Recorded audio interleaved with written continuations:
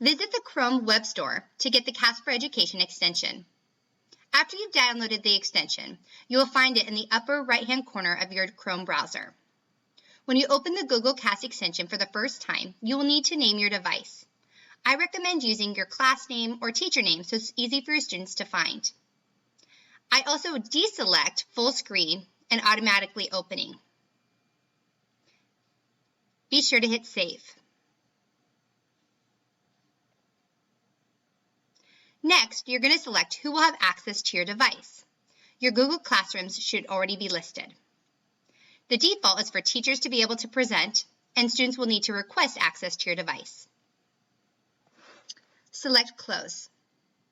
In this first example, the student should be casting us just the tab. We will need to accept the request from the student. As you can see, this is just the tab that the student is currently on. Next, the student is casting us her entire desktop.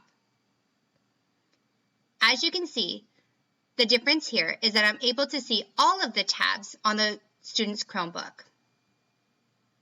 In order for the student to be able to cast us her screen, she can either select the cast icon, select the device, and decide if she's going to cast the tab or the entire desktop. If the icon is not there, the student can select the three circles, the three dots, the word cast, then the icon will appear.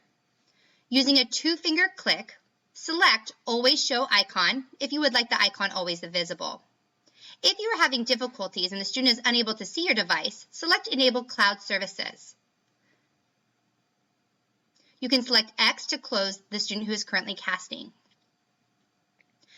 If you go back to the Share tab, you can add individuals such as teachers or other students that may not be in your Google Classrooms.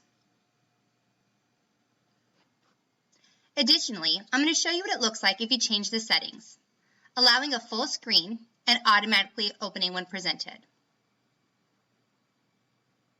Here it is. Thanks for watching.